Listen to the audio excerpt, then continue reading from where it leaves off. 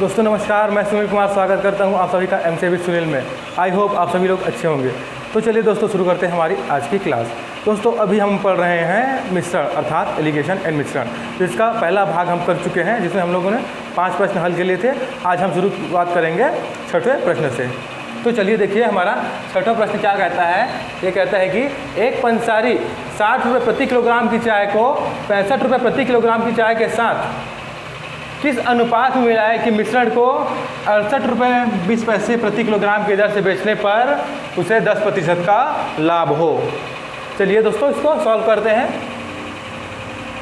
तो देखिए पहले क्या दिया है, 60 रुपये प्रति किलोग्राम की चाय, पहली प्रकार की जो चाय है उसका मूल्य कितना है दोस्तों, तो ये है 60 रुपये प्रति किलोग्राम।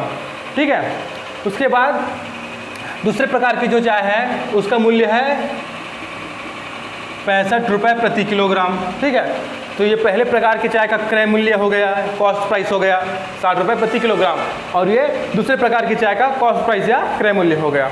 अब आगे देखिए क्या बोल रहा है कि इन दोनों चाय को किस अनुपात में मिलाए कि मिश्रण को 68 रुपये 20 पैसे प्रति किलोग्राम की दर से बेचने पर। तो देखिए हमको इसको डायरेक्ट यहाँ नहीं लिखना है, क्यों? क्योंकि ये मिश्रण का क्रय मूल्य नहीं दोस्तों, जो नया मिश्रण बनेगा उसका क्रय मूल्य नहीं दिखा रहा है, बल्कि उसका ये विक्रय मूल्य दिखा रहा है। ये है उसका विक्रय मूल्य, जबकि ये क्या है, पहले चाय का क्रय मूल्य है और यह क्या है, ये दूसरे चाय का क्रय मूल्य है। बट जो ये अमाउंट दिखा रहा है ये है दोनों को मिश्रित करने के बाद जो मिश्रण बनता है उसका विक्रय मूल्य दिखा रहा है दोस्तों। तो हमको यहाँ पर विक्रय मूल्य नहीं लिखना है, बल्कि आपको यहाँ पर क्रय मूल्य लिखना रहता है। ठीक है, तो हम क्या करेंगे, हमको विक्रय मूल्य मालूम है और यहाँ पर देखिए लाभ दिया है, उस विक्रय मूल्य पर इतना लाभ होता है 10%। तो जब विक्रय मूल्य और लाभ हमको मालूम है तो हम उससे क्रय मूल्य निकाल सकते हैं। लाभ और हानि वाले चैप्टर में हमने देखे थे ना, तो उसी तरीके से हम क्रय मूल्य निकाल लेते हैं दोस्तों। तो देखिए क्रय मूल्य क्या हो जाएगा, कॉस्ट प्राइस क्या हो जाएगा। देखिए विक्रय मूल्य कितना है 68.20। ठीक, अब देखिए लाभ कितना है 10%, तो क्या हो जाएगा 100/110। ठीक, अब इसको सॉल्व कर लीजिए दोस्तों। तो देखिए ये 0 से 0 कट गया है ना, और ये 11 छक्के 66 बचा 2 और यहाँ पर 0। ठीक, तो आ गया देखिए, तो यहाँ पर 62 रुपये आ गए दोस्तों क्रय मूल्य अर्थात कॉस्ट प्राइस। कॉस्ट प्राइस आ गया आपका 62 रुपये। तो देखिए ये कॉस्ट प्राइस है, ये कॉस्ट प्राइस है। अब मिश्रण का अर्थात मिक्सचर का कॉस्ट प्राइस आ गया दोस्तों 62 रुपये। ठीक है, हमको विक्रय मूल्य पता था और लाभ पता था, तो उन दोनों के आधार पर हमने निकाल लिया क्रय मूल्य अर्थात कॉस्ट प्राइस। तो देखिए ये पहले का कॉस्ट प्राइस है, ये दूसरे का कॉस्ट प्राइस है, और ये दोनों का मिश्रण करने पर, दोनों का मिक्सचर करने पर कॉस्ट प्राइस आया 62 रुपये। ठीक है, अब देख लीजिए इसका अनुपात निकाल लेते हैं दोस्तों हम लोग। अब तो 65 में से 62 जाएगा, बचेगा 3। 62 में से 60 घटेगा, बचेगा 2। तो अनुपात क्या हो जाएगा दोस्तों, 3:2। 3:2 में उनको मिला गया था। ठीक है, जिससे मिश्रण को 68.20 रुपये में बेचने पर हुआ था 10% प्रॉफिट। ठीक है, चलिए बढ़ते हैं अगले क्वेश्चन पर। दोस्तों हमारा अगला प्रश्न देखिए क्या कहता है कि एक दुकानदार 100 रुपये प्रति किलोग्राम के शुद्ध घी को 50 रुपये प्रति किलोग्राम वाले वनस्पति घी के साथ मिलाकर मिश्रण को 96 अर्थात 96 रुपये प्रति किलोग्राम की दर से बेचकर 20% लाभ कमाता है। किस अनुपात में दोनों प्रकार के घी मिलाए गए हैं, इसमें हमको अनुपात निकालना है। ठीक है, किस अनुपात में जो शुद्ध घी और वनस्पति घी मिलाए गए हैं जिनसे मिश्रण तैयार हुआ है दोस्तों। चलिए सॉल्व करते हैं। तो देखिए शुद्ध घी कितना है, उसका मूल्य कॉस्ट प्राइस या क्रय मूल्य है दोस्तों। शुद्ध घी का है 100 रुपये प्रति किलोग्राम।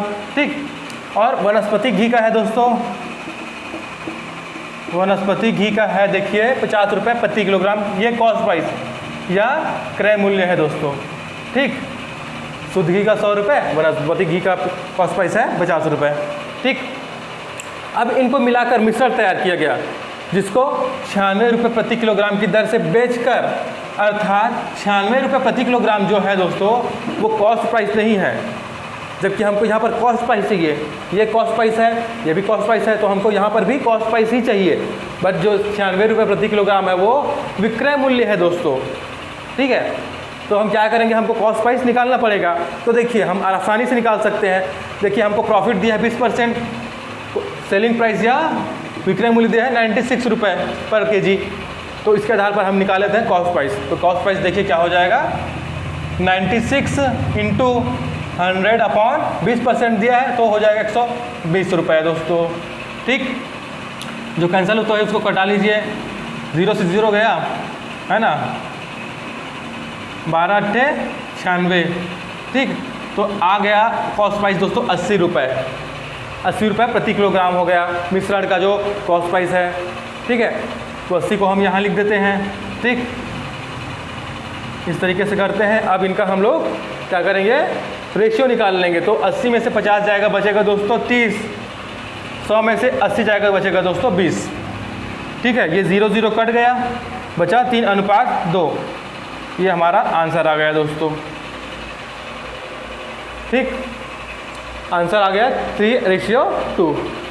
बढ़ते हैं अगले प्रश्न पर। देखिए दोस्तों हमारा अगला प्रश्न क्या कहता है कि पानी के साथ सिप्रीट को किस अनुपात में मिलाया जाए कि मिश्रण को लागत मूल्य पर बेचने पर 16 से ही 2/3% लाभ मिले। चलिए दोस्तों इसको हम लोग सॉल्व करते हैं। तो देखिए क्या दिया है, ये दिया है 16 2/3%, ठीक है। 16 से ही 2/3, तो इसको मैं लिख सकता हूँ दोस्तों 1/6, ठीक है। इसको मैं लिख सकता हूँ 1/6। अब इसको कैसे मैंने 1/6 ले आया, जो जानते हैं वो तो अच्छी बात है, जो नहीं जानते हैं उनके लिए मैं एक बार बता देता हूँ। तो देखिए अगर मैंने पहले आपको परसेंटेज वाले चैप्टर में बता दिया था कि अगर कोई नंबर दिया इस तरीके 16%, तो इसको हम लिखते हैं दोस्तों 16/100। अगर 50% है तो उसको हम लोग लिखते हैं 50/100। ये मैंने बताया था, जो प्रतिशत होता है वो बटे में 100 में आ जाता है, ठीक है। तो इसी प्रकार से इसमें करेंगे कि देखिए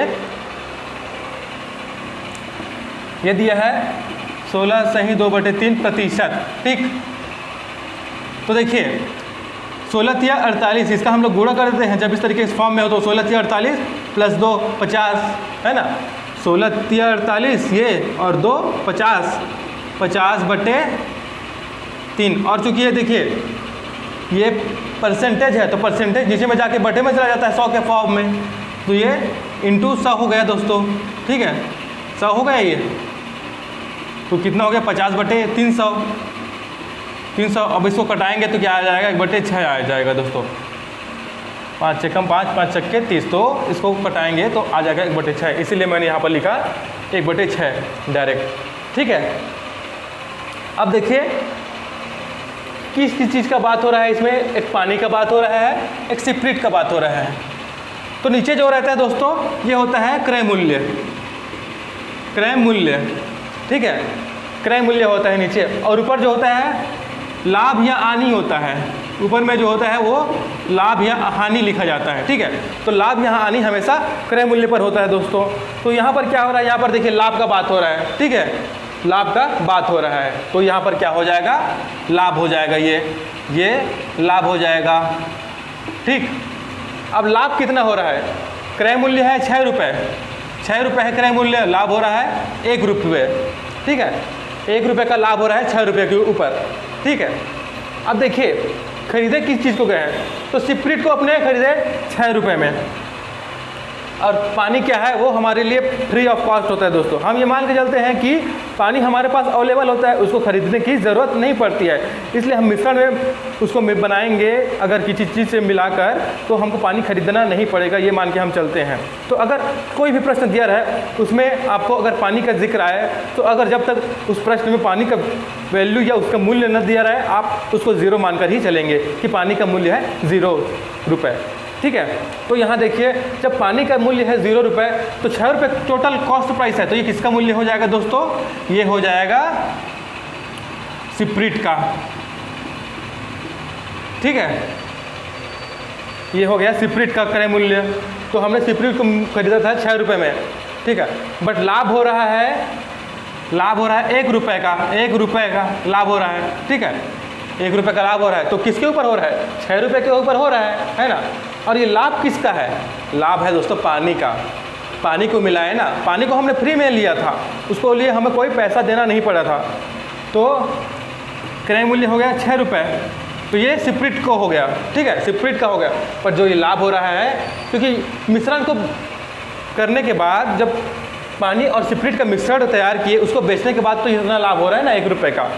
तो लाभ किसके ऊपर हो रहा है? तो लाभ हो रहा है दोस्तों पानी के ऊपर, लाभ हो रहा है 1 रुपये का पानी के ऊपर। तो ये 6 रुपये क्या हो गया? वो स्प्रिट हो गया, और जो 1 रुपये हो गया वो पानी हो गया, ठीक है। तो देखिए हमको क्या पूछा गया है? पानी के साथ स्प्रिट, तो पानी और स्प्रिट का अनुपात इस प्रकार किस प्रकार कितना हो जाएगा दोस्तों? तो हो जाएगा पानी और स्प्रिट का अनुपात 1:6। एक जो है पानी हो गया जो लाभ को मिल गया, और जो है 6 जो है वो है स्प्रिट, ठीक है। तो पानी और स्प्रिट का अनुपात हो गया दोस्तों 1:6, ठीक। चलिए बढ़ते हैं अगले प्रश्न पर। देखिए दोस्तों हमारा अगला प्रश्न क्या कहता है कि स्प्रिट के साथ पानी को किस अनुपात में मिलाया जाए कि मिश्रण को लागत मूल्य अर्थात कॉस्ट प्राइस पर ही बेचने पर 20% लाभ हो, ठीक है। चलिए इसको हम लोग सॉल्व करते हैं। तो देखिए दिया है 20%, तो 20% को हम लिख सकते हैं 1/5, ठीक है। मैं आपको समझाने के लिए पूरा लिख देता हूँ। ये हो जाता है 20/100, प्रतिशत नीचे चला जाता है। अब इसको हम कटाएंगे तो बचेगा 1/5, ठीक। आया हमारे पास 1/5। तो 5 क्या हो गया? ये क्रय मूल्य या कॉस्ट प्राइस है दोस्तों, और ये जो ऊपर का 1 रुपये है वो लाभ है, ठीक है। क्योंकि लाभ हो रहा है तो ऊपर का 1 रुपये का लाभ हो रहा है 5 रुपये के ऊपर, ठीक है। 5 रुपये के ऊपर 1 रुपये का लाभ हो रहा है। तो 5 रुपये किसका कॉस्ट प्राइस है? तो 5 रुपये में हमने खरीदा था दोस्तों, हमने खरीदा था स्प्रिट, 5 रुपये में हमने स्प्रिट खरीदा था, और जब पानी उसमें मिला दिए तो हमको 1 रुपये का लाभ हो रहा है। तो लाभ कौन सा हो रहा है? 1 रुपये। किसके ऊपर? पानी के ऊपर। तो ये 1 रुपये क्या हो गया? ये पानी हो गया दोस्तों, और जो 5 रुपये हो गया ये क्या है? स्प्रिट, क्योंकि इसमें 5 में हमने खरीदा था स्प्रिट। तो किस अनुपात में मिला है फिर? तो मिला है दोस्तों, देखिए स्प्रिट और पानी का अनुपात हो गया, देखिए स्प्रिट और पानी का अनुपात हो गया मेरे दोस्तों, ये हो गया 5:1, 5 स्प्रिट 1 पानी, ठीक है। ये पानी है, ठीक है। तो स्प्रिट और पानी किस अनुपात में मिलाए गए हैं? तो 5:1, ठीक है। चलिए बढ़ते हैं अगले क्वेश्चन पर। तो दोस्तों हमारा अगला प्रश्न है, एक डिब्बे में 50 किलोग्राम दूध है, उसमें से 5 किलोग्राम दूध निकालकर उतना ही पानी भर दिया गया, ठीक है, उतना ही पानी भर दिया गया। इस प्रक्रिया को 2 बार और दोहराया गया, अंत में डब्बे में कितना दूध बचा? तो अंत में कितना दूध उस डब्बे में बचा है दोस्तों उस मिश्रण में, वो हमको निकालना है। चलिए सॉल्व करते हैं इसको। तो दोस्तों इस तरीके के क्वेश्चन के लिए एक बहुत ही सरल फार्मूला होता है, उस फार्मूला के आधार पर हम इसको इजीली सॉल्व कर लेंगे बिना किसी दिक्कत के, बिना किसी परेशानी के। तो मैं पहले आप लोग को वो फार्मूला बताता हूँ दोस्तों। तो फार्मूला होता है, हमको अंतिम मात्रा निकालना है दूध की, ठीक है। तो अंतिम मात्रा बराबर हो जाता है प्रारंभिक मात्रा 1 माइनस निकाली गई मात्रा, निकाली मात्रा अपॉन प्रारंभिक मात्रा, प्रारंभिक मात्रा, इनके घात में चला जाएगा दोहराई प्रक्रिया, दोहराई गई प्रक्रिया, ये आ गया दोस्तों घात में, ठीक है। दोहराई गई प्रक्रिया आ गया घात में। तो देखिए हमको अंतिम मात्रा निकालना है, ठीक। तो चलिए इसमें इस फार्मूला में हम वैल्यूज पुटअप करते जाते हैं, ठीक, फिर हमारा आंसर आ जाएगा। तो देखिए प्रारंभिक मात्रा है दोस्तों 50 किलोग्राम। शुरू में हमारे पास टोटल दूध कितना था? वो था 50 किलोग्राम, 50 लिख दीजिए, 1 माइनस कर दीजिए। अब निकाली गई मात्रा, तो हर बार कितना निकाला जा रहा है मात्रा दूध का? तो है 5 किलोग्राम दोस्तों, 5 किलोग्राम निकाला जा रहा है प्रत्येक बार में। तो 5 बटे प्रारंभिक मात्रा हमारे पास 50। अब दोहराई गई प्रक्रिया, तो प्रक्रिया कितनी बार दोहराई गई? देखिए टोटल 3 बार दोहराया गया दोस्तों, 3 बार किया गया है ये प्रक्रिया को। देखिए पहले निकाला गया, फिर 2 बार और निकाला गया, टोटल 3 बार निकाला गया। तो 3 यहाँ लिख दीजिए घात में। अब इसको और सिंप्लीफाई कर देते हैं हम लोग। तो देखिए 50 में से 50 एक और -5 तो 45/50 हो जाएगा, ये घात 3 हो जाएगा दोस्तों। ठीक है, 50 से कम 50 और 50 में से 5 गया 45 बचा, बटे में 50 आ गया, घात 3। अब इसको और सिंप्लीफाई कर लीजिए तो 50 बटे क्या हो जाएगा 45/50 इंटू 45/50 इंटू 45/50, घात 3 है इसलिए 3 बार हम इसका मल्टीप्लिकेशन कर दिए। देखिए 50 से ये 50 कट गया, ठीक, 50 से 50 गया। अब इसमें और कुछ करता है, देखिए 5 दहम 50, 5 निया 45, 5 दहम 50, 5 निया 45, और करता है क्या 5 दूनी 10, 5 निया 45। अब देखिए नीचे 9 × 81 729 हो गया, ऊपर में 729, 9 का जो क्यूब होता है वो 729 होता है दोस्तों। ठीक है, और नीचे में हो गया 20, ठीक, 20 अब 20 का भाग दे देते हैं, तो 20 का देती है 729 में भाग, तो देखिए 20 दिया 60 बचा 12, 9 उतार देते हैं तो क्या आ जाएगा 20 छक्के 120 बचा 9, दशमलव लगा देते हैं, यहाँ पर 0 बढ़ा देते हैं तो 20 चौके 80 बचा 10, एक 0 और लगा देते हैं तो हो जाएगा 20 पंचे 100। ये आ गया दोस्तों 36.45 किलोग्राम। अंत में दूध की मात्रा बची, तो अंत में दूध की मात्रा कितनी बची 36 किलोग्राम, 36.45 किलोग्राम दोस्तों अंत में दूध की मात्रा बची है। ठीक है, तो इस तरीके से इस फार्मूला में हमको वैल्यूज पुट अप करना है, फिर उनको सिंप्लीफाई करके उनको सॉल्व करके हमारा आंसर आ जाएगा दोस्तों। तो आंसर कितना आया 36.45 किलोग्राम अंत में दूध की मात्रा बची। ठीक है, तो चलिए बढ़ते हैं नेक्स्ट क्वेश्चन पर।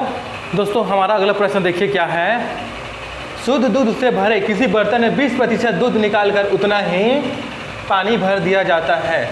ठीक है, तो 20% दूध निकाल लिए, तो जितना दूध निकाले उतना ही पानी उसमें फिर से डाल दिए बर्तन में। ठीक है, तो यह प्रक्रिया कुल 3 बार की जाती है। तीसरी प्रक्रिया के बाद बर्तन में शुद्ध दूध की मात्रा घटकर कितनी हो जाएगी। तो चलिए हम लोग इसको सॉल्व करते हैं दोस्तों।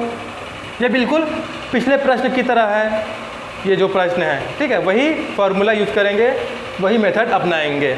तो देखिए 20% दूध निकाला है, तो हम किसी भी चीज़ के बारे में बात करते हैं तो हम उसको 100% मान के चलते हैं। ठीक है, शुरू में हम उसको 100% मान के चलते हैं। तो 100% में से 20% दूध निकाला है, फिर उतना ही पानी ही भर दिया गया है उसमें फिर से, और ये जो प्रोसेस है 3 बार किया गया है। तो हमारा फार्मूला क्या रहता है दोस्तों, अंतिम मात्रा निकालना है हमको, तो क्या हो जाएगा प्रारंभिक मात्रा 1 माइनस निकाली गई मात्रा बटे प्रारंभिक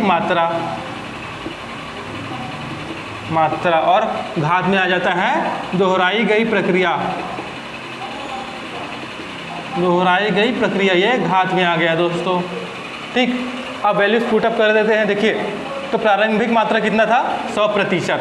ठीक है, 100% में से निकाली कितना 20%, प्रारंभिक मात्रा था 100%, और ये प्रक्रिया कितना बार किया गया, तो ये प्रक्रिया किया गया टोटल 3 बार। ठीक है, इसको और सिंप्लीफाई कर लेते हैं दोस्तों हम। देखिए ये 100 हो जाएगा, 100 एकम 100 में से 20 जाएगा बचा 80 बटे 100 3। ठीक है, ये 0 कट गया दोस्तों। ठीक है, अब इसको और खोल देते हैं, तो देखिए क्या हो जाएगा 100 इंटू 8/10 इंटू 8/10 इंटू 8/10। देखिए ये 0 कट गया, ये 0 कट गया, ये 0 कट गया, बचा देखिए हमारे पास कितना 8 × 64, और जो 8 ये 8 इंटू 8/10, तो 8 का क्यूब होता है दोस्तों, 8 का घन होता है 512, बचा नीचे में 10। ठीक, अब हमको इस 0 को हटाना है, तो क्या करेंगे ऊपर एक नंबर के बाद, एक अंक के बाद क्या कर देंगे दशमलव लगा देंगे, तो क्या हो जाएगा 51.2। 10 को हटाना है तो क्या करेंगे एक अंक के बाद, क्योंकि एक 0 है इसीलिए एक अंक के बाद दशमलव लगा दीजिए, तो कितना हो गया 51.2 किलोग्राम, क्या 51.2% है इसमें, क्योंकि परसेंट में बात हो रहा है। तो आखिर में दूध का परसेंट कितना बचा, तो बचा 51.2% दोस्तों। ठीक है, तो इस तरीके से अगर इस तरीके के प्रश्न आते हैं तो बस जो ये फॉर्मूला है उसमें आपको मान रखने हैं और सिंप्लीफाई करने से हमारा जो आंसर आ जाएगा वो आसानी से निकल जाएगा दोस्तों। ठीक है दोस्तों, अगर आपको मेरी आज की क्लास पसंद आई है तो मेरे चैनल को सब्सक्राइब कीजिए, वीडियो को लाइक कीजिए, शेयर कीजिए और हाँ, बेल आइकन को भी ज़रूर दबाइए ताकि आगे आने वाले वीडियोस की नोटिफिकेशन आप लोग को मिलती रहे दोस्तों। तो मिलते हैं दोस्तों अगले क्लास में, तब तक के लिए जय हिंद।